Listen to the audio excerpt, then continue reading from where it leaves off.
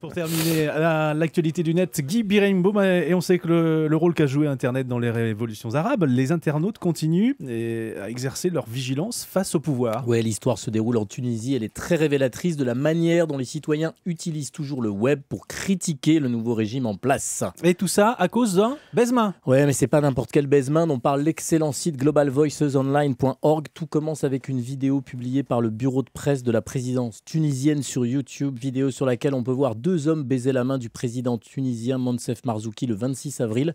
Le président Marzouki effectue une visite surprise sur un marché. Il fait son apparition, des cris jaillissent de la foule. « Vive le président, vive Marzouki !» Alors qu'il serre des mains, deux hommes s'inclinent pour lui baiser la main. Un baise-main de révérence très courant sous le président Ben Ali, le président précédent, mais qui est désormais perçu comme contraire aux valeurs de la Tunisie post-révolutionnaire.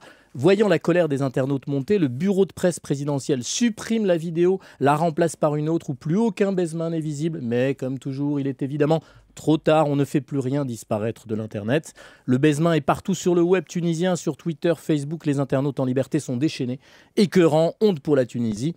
La colère domine, même si certains incriminent davantage ceux qui ont baisé la main du président que le président lui-même, qui ne serait pas responsable du geste.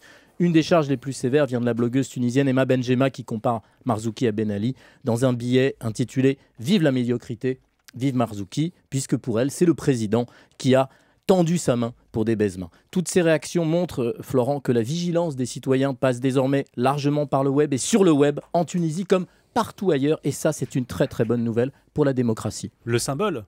Oui, et oui. s'il en est question aujourd'hui, ce sera d'actualité plus que jamais en ce 1er mai.